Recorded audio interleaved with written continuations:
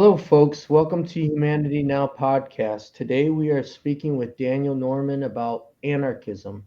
He will be telling us more about it. Hello, Daniel. How are you? I'm doing well. Hi, Joel. Thanks so much for having me back on the podcast. Great. No problem at all.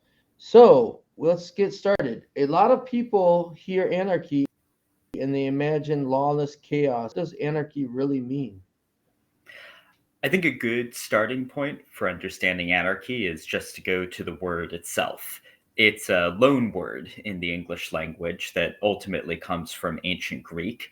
Anarchy being an anglicized version of anarchos. Archos was the word for rulers, and an is the negation of it, which is to say, anarchy directly translates to no rulers.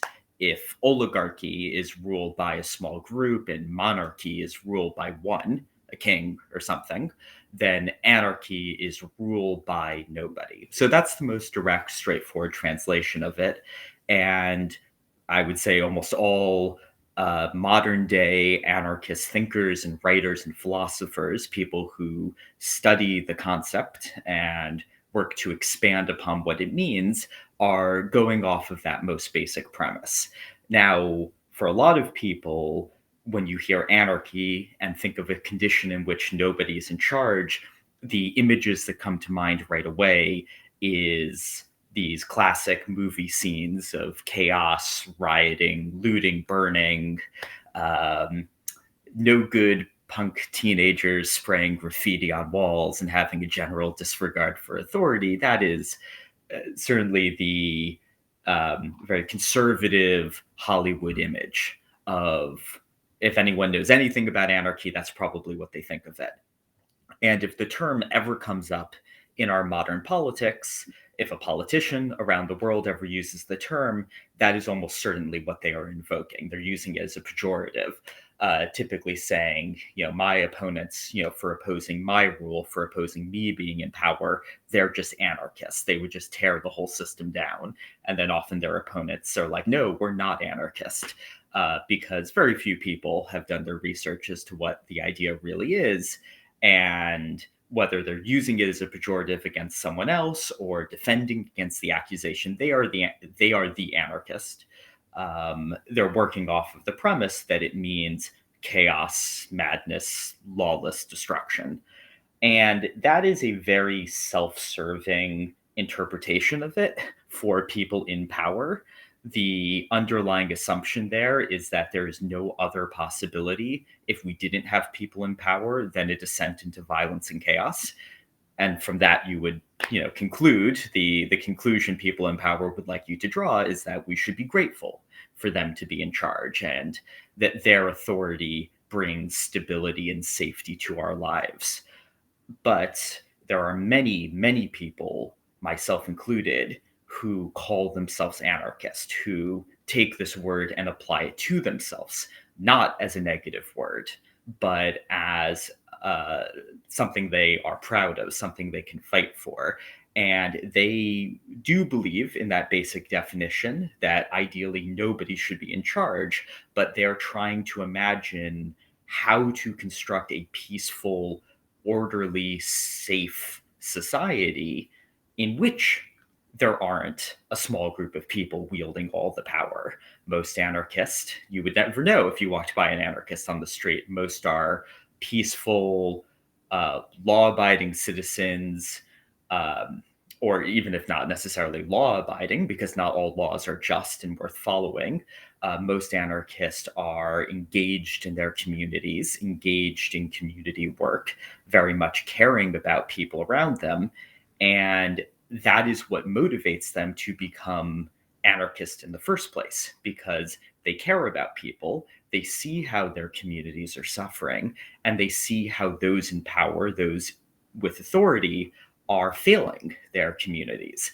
And they see how too much power in the hands of too few people is actually one of the major sources of violence and chaos and misery in the world today.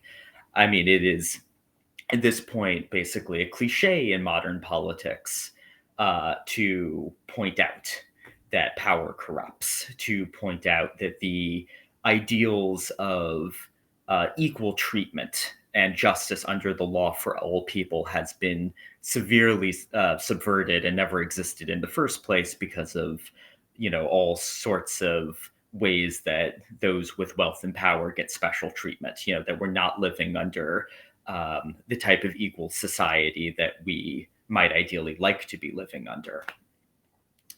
And the people who call themselves anarchists look at this state of affairs and say we need to imagine a way to reorganize society in an organized form, but without concentrating too much power in the hands of too few people, or maybe without concentrating power in the hands of anyone. Is there a way to go about the complexities of life where everybody gets to give input on what should happen, and there may be rules that bind people together socially to live in a society together, but there are not some people wielding authority over others. Excellent. Okay. Where did the concept of anarchism come from? Again, the original term comes from ancient Greek, but there weren't many people back then of the ancient Greek philosophers calling themselves anarchists, and expand on the idea.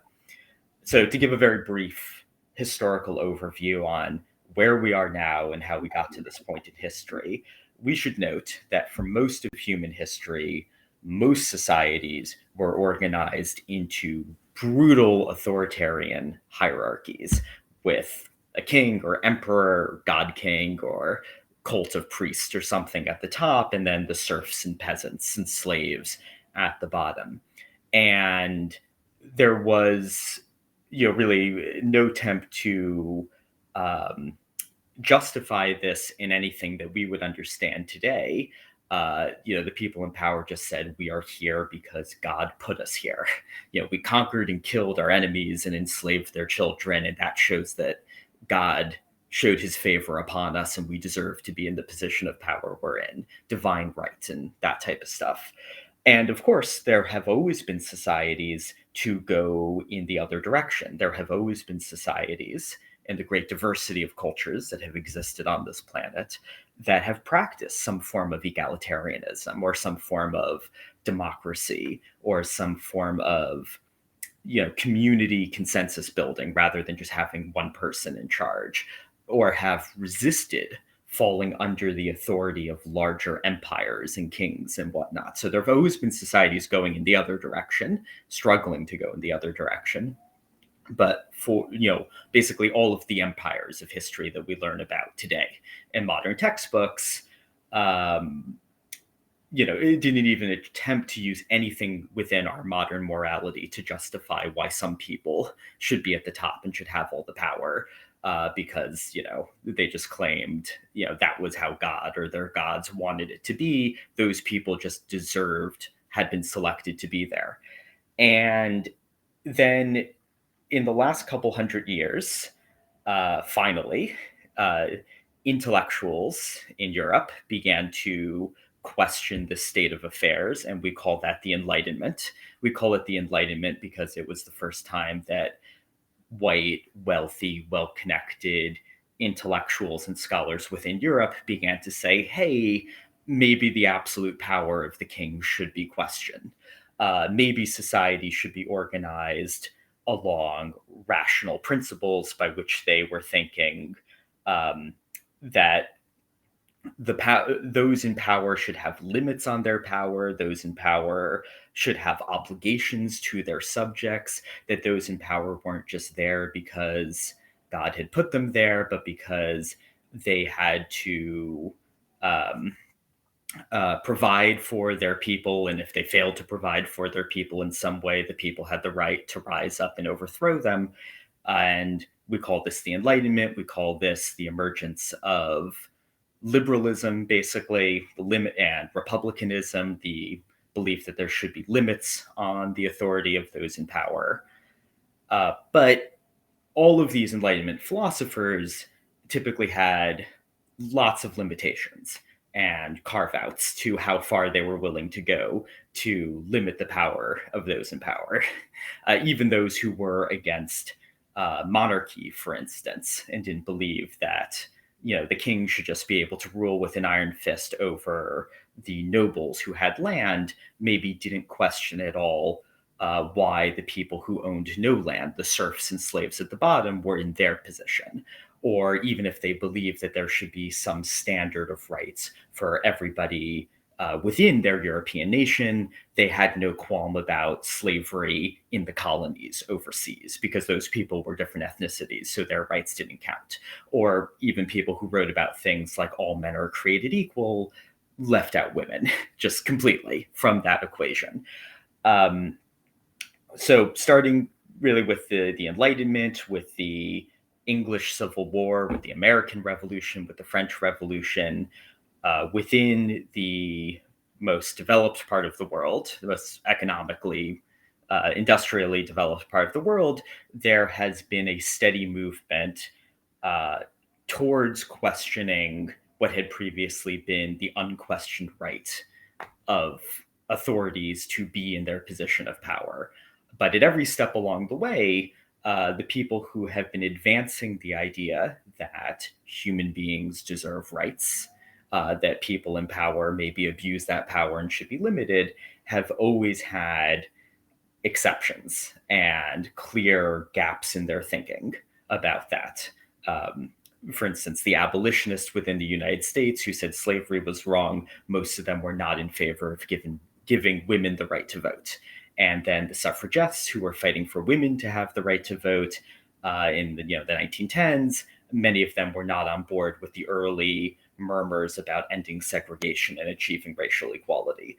So most people have, other than a few very impressive radicals throughout history, most people have struggled to go all the way in the thinking that authority is wrong, and actually come to the conclusion that all forms of systemic inequality, all systems that give some group of people power over other groups of people, is wrong by default. That the same reasoning that allows us to question the unjustness of authority in some cases can be applied universally to all cases, that no institution of authority should just be allowed to stand unquestioned. And I would say that anarchists have historically occupied that most extreme position within this progression of thought, that we should by default question, criticize, and seek to dismantle every institution of authority, every ideology that gives rationale for why some people deserve to be in charge and other people deserve to be below them. I'd say the most unifying statement that encompasses all of anarchist thinking is that authority by default needs to be questioned in all circumstances.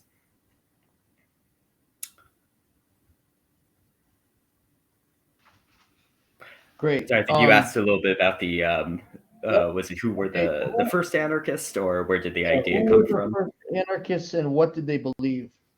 Right. So uh, by the 1800s, um, there had now already been over 100 years, a few hundred years of philosophers and scholars in Europe within the Enlightenment movement, arguing and bickering about how we arrive at a rational society, how we move away from the ancient world, the medieval logic of authority by divine right, and how we end up at a society grounded on what they would call universal principles. And again, early within the movement of the Enlightenment thinking, the focus was much on constitutions and things to clearly enumerate the rights of the subjects and limit the powers of the monarchs. But by the mid 1800s, there was a growing sense that liberalism had failed to deliver on its promises, that just trying to expand legal rights for people, or even giving the citizens of a nation some way to affect who their rulers are, such as by democracy, such as by voting, um, was not living up to the ideal of a society in which everybody had the same opportunities for success, for life, liberty, the pursuit of happiness, property, etc. Because throughout most of human history, you really had no class mobility whatsoever. If you were born as a serf, you stayed as a serf. And a small group of aristocrats had, by their birthright, exclusive monopolistic control of land or of trading rights. You couldn't just try to start up a business and make money and elevate your situation. Only people within the nobility could get permission from the king to open up, or they'd have exclusive right on the trade of some particular product that they could then enrich themselves in. So every possible avenue of upward social mobility was barred to most people for most of human history. And through the process of revolutions like the French Revolution, and through the process of the transition from absolute monarchy to constitutional monarchy or limited democracy, a lot of the legal special privileges of the aristocracy were eliminated. And it was supposed to be the case that everybody, regardless if they were born high status or low status, was living under the same set of laws. But that did not materialize in practice, because even if the laws didn't say explicitly that people from the politically well-connected upper classes had more rights and powers and privileges on paper than the commoners who worked in their companies, worked in their factories, worked on their ships, worked in their fields, etc., a lot of philosophers by the mid 1800s were beginning to recognize that the class system, the hierarchy in society, the separating of people into those up top and those down below, had not fallen away, but had in many ways become reinforced.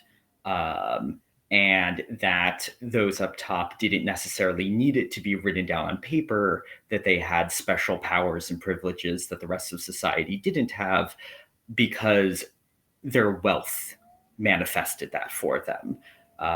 With wealth, you can generate new wealth through investing and buying new land and buying new companies. You can buy political favors. You can buy your inclusion into being within politically well-connected circles, and then use the favoritism you can get from that to expand your wealth and power even more. There is absolutely in practice no sense in which a billionaire who owns a corporation is living under the same effective set of laws as the lowly person working on the factory floor, who is maybe in theory capable of rising up, but in practice is still effectively barred from it, because they have no possibility of climbing the social ladder when they're stuck in the poverty cycle of working just to survive. So again, a lot of philosophers began to feel like the early Enlightenment ideals had maybe struck down how explicit the hierarchy, the class system in society had been on paper, but had not solved it in practice. And they began to go further in questioning what would be actually necessary to achieve the ideal of a society with equal rights for all, with equal possibility of the pursuit of flourishing for all people. And then they began to move from questioning things like the divine right of monarchs, which the philosophers of the 1700s had done, to questioning things like the authority and power of business owners and the power and privileges that come with extreme wealth and occupying the top rungs of society. And that group of philosophers came to see the economic hierarchy in society as a crucial impediment towards achieving the initial Enlightenment ideals. and they essentially split into two categories, one of which became the socialist and the communist, and another one of which became the anarchist.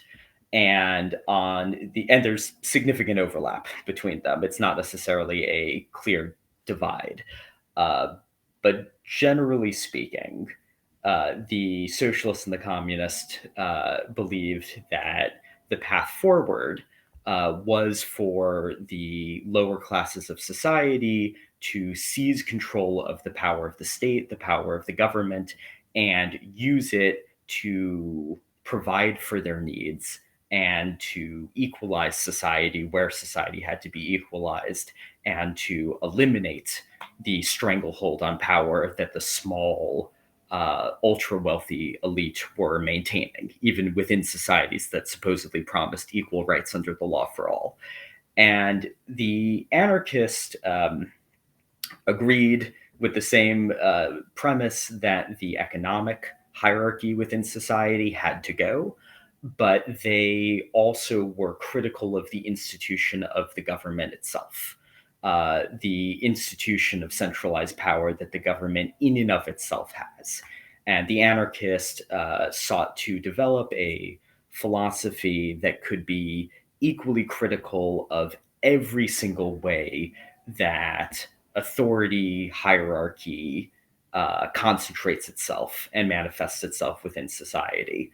And they saw their goals as needing to reimagine every single aspect of society so that there would not be extreme hierarchies, so that there would not be extreme concentrations of power, whether we're talking political, economic, etc., in every single domain of life.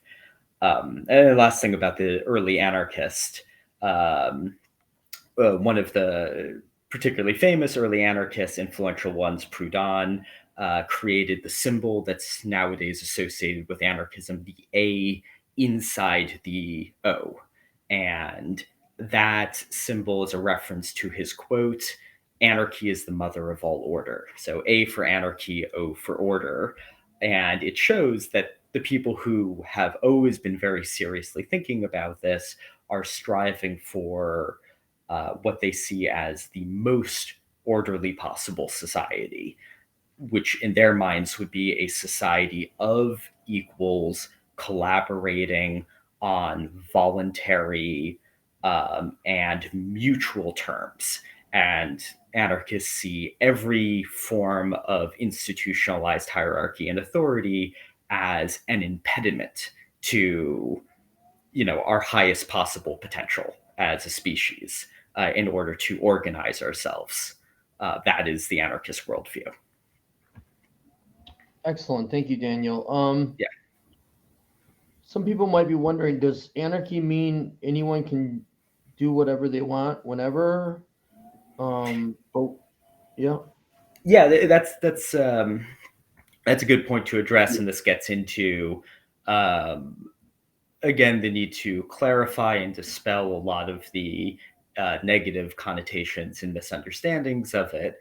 The first thing to note is that um, I'm sure a lot of people listening to this will feel that the way I've described the ideals of anarchism still can seem a little vague, a little abstract. And as we go forward, I want to emphasize that's okay. Anarchists see this as an ongoing project, as an ongoing thing they are developing, not as a single well defined end goal that they know exactly what they're moving towards, but much more as a step by step process of calling out one at a time every form of authority, hierarchy, hypocrisy, corruption within society, and simply refusing to allow for any caveats where we say, oh, but this group of people doesn't actually deserve to get to have their voices heard or participate with how society and community functions. Um, so, you know, as we move forward, it can be, difficult perhaps for some people to imagine what it would look like for a large group of people to organize themselves in a effective, efficient, cooperative way without having someone giving marching orders to all other people. But that is what anarchists are striving for. So within any type of system anarchists are striving for, no, you as an individual cannot just randomly act out in any selfish, violent, possibly, way that you feel like. Within an anarchist system, there is still social contract. There is still if rules about if you want to live within a society, you have to be responsible for how your behavior affects others. And if you're acting in a malicious way towards others, they have the right to defend themselves. The society as large has the right to find ways to protect itself from bad actors. So, no, you're not just individually free to behave in any way you want, regardless of how that has an effect on other people. But the point being is that whatever mechanism there is for organizing life, for telling people what the bounds of acceptable behavior is, for dealing with people who violate those bounds and harm the rights of others. Whatever system is in place to maintain that order, that system should be something that every single person within the society is equally capable and responsible of operating, of maintaining.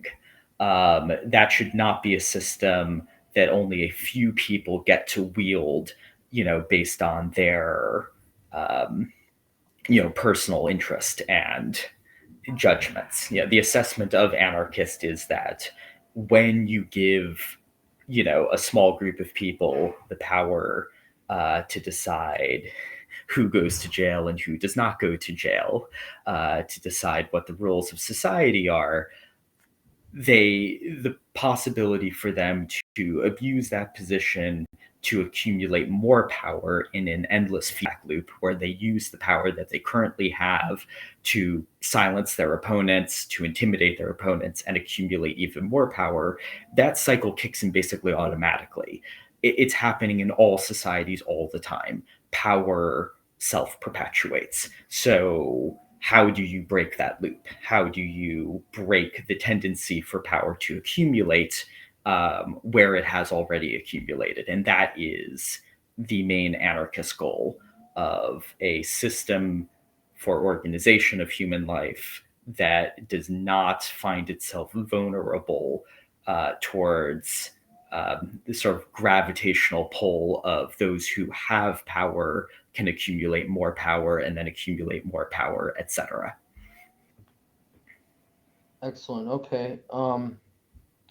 Give me a second. Of course. I think we can go for like a little bit longer and do this in two parts. Yeah. Okay. So we were Absolutely. just We'd be very happy to reconvene at some point later. yeah.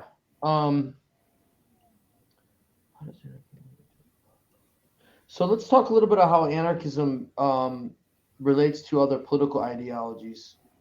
You touched on it Yeah. a little bit before. So, yeah, that's a great way of tying together some of the things we were talking about just before. So generally speaking, throughout the most industrially developed parts of the world, the United States, Europe, and other industrial countries, since the Enlightenment for hundreds of years now, there has been the liberals, the progressives, the people always leaning towards saying that we should consider expanding more rights to people who don't currently have rights. But as I said, there has basically always been plenty of caveats and exceptions within those movements. Very suddenly, literally just within the last few years, we have gotten to a point where it is now mainstream within the liberal and progressive side of politics throughout much of the world to say all systemic inequalities are wrong. All forms of privilege and institutionalized bias towards uplifting some groups of people over others is wrong, should be called out, etc. Now, I think we can say that this is still very surface level. It's still very shallow of the types of statements we get from politicians.